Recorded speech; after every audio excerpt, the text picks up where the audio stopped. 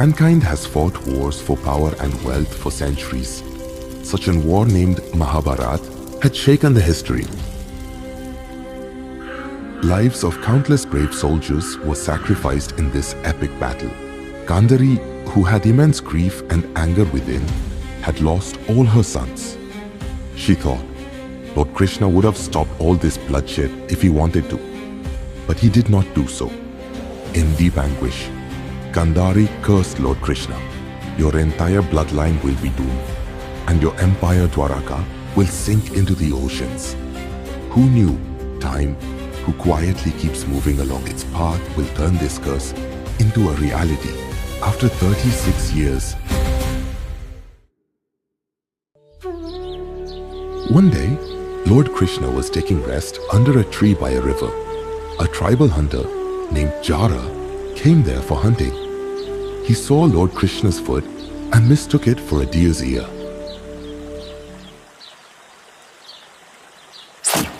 When he fired his arrow, Lord Krishna's scream echoed through the entire jungle. Jara realized what a terrible mistake he just did. His soul got filled with fear and regret. He ran to Lord Krishna to ask for forgiveness. Lord Krishna asked him to calm down and said, "You need not worry. Ages ago, I had killed your Vali avatar by cheating, and hence this event was inevitable since then." After that, Lord Krishna left his earthly body there. With immense grief and regret, Jara went to Arjun. Arjun, who was the dearest friend to Lord Krishna, performed the cremation of Lord Krishna. He found that the body of Lord Krishna had turned to ashes, but the divine heart has remained intact. Arjun put that heart on a wooden log and left it to flow in the river. The heart kept drifting in the river, and with time reached a small tribal village by the bank of the river Mahanadi. The village was inhabited by a tribe named Sabara. Vishwavasu, the leader of the tribe, was a great and wise man. He found the heart and kept it worshipping in a secret cave in the name of Lord Nilamadhav. No one outside the Jara tribe had the knowledge of this. Those days, the empire of Avanti was ruled by a king named Indradyumna, who was a great devotee of Lord Vishnu. He had a great desire to have a divine glimpse of Lord Vishnu. One day, a sage came to the king and informed him about Lord Nilamadhav. King Indradyumna asked his priest, Vidyapati, to set out to see Nilamadhav. Vidyapati set out for Odisha without any delay.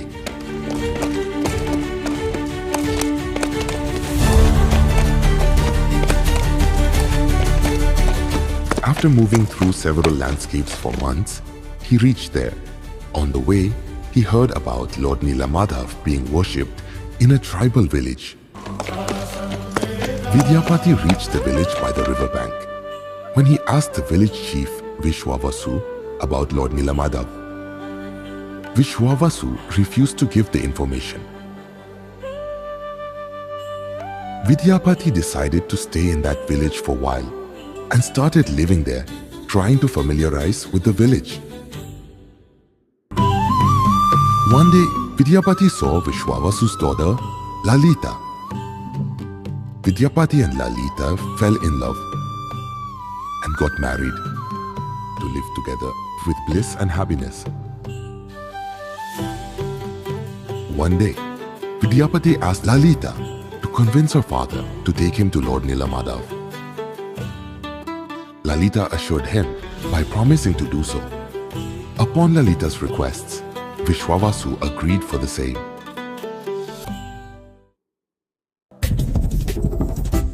Vishwavasu put one condition before Vidyapati before taking him to Lord Nilamadhav. Vidyapati must be blindfolded throughout the entire journey to Lord Nilamadhav's cave in order to keep its location a secret. But Vidyapati was a cunning man. He carried some mustard grains with him and started spilling them silently on the road while walking to keep a track of the path. After a while, they reached the cave. When Vidyapati saw Lord Nilamadhav's divine statue, he was stunned and mesmerized.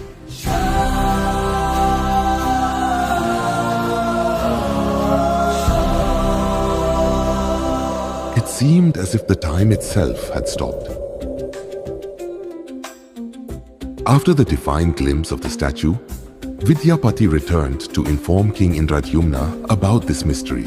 After a few months, King Indradyumna and Vidyapati set out for the cave, following the mustard seeds, which had fully grown by then. This path led them to the secret cave. But when they reached the cave, to their surprise, the statue of Lord Nilamadhav had vanished from there.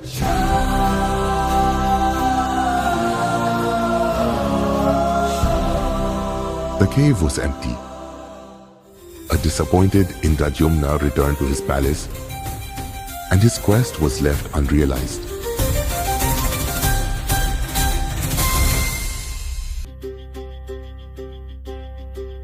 One night, King Indradyumna was in deep sleep in his palace. Lord Vishnu appeared in his dream and told, "You will find me in a wood log at the seashore. You have to make 3 statues from that log and worship me in those statues." When King Indradyumna reached the sea, he found a giant wooden log for real floating in the sea near the shore. He ordered his people to fetch that log. But after countless efforts, no one was able to put a scratch on that log. One day, as King Indradyumna was seated worried in his palace, Lord Vishwakarma, in the disguise of an old carpenter, came to him and said, "I will carve 3 statues out of that log, but I have one condition. I will do it in 21 days alone, in a locked room with no one allowed to enter the room during that time."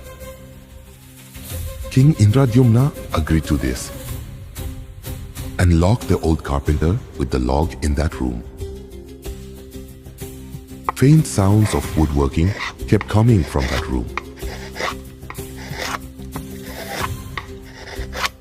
Queen Gundicha was curious about this. One day, she was worried when the sound stopped coming from that room. Queen Gundicha asked King Indradyumna to open the door, but King Indradyumna refused to do so. Queen Gundicha was concerned that the old man might have died of hunger or thirst. King Indradyumna first denied, but after several requests from Queen Gundicha, he agreed to open the door. The door opened before time, and there was a strange sight. The old carpenter had vanished with 3 unfinished stilts: Lord Jaganath, Ma Subhadra, and Lord Balabhadra.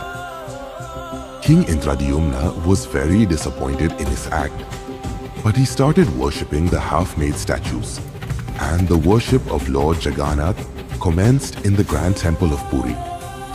Even today, in the Temple of Puri, the heart of Lord Krishna keeps beating, and it will keep beating for eons to come.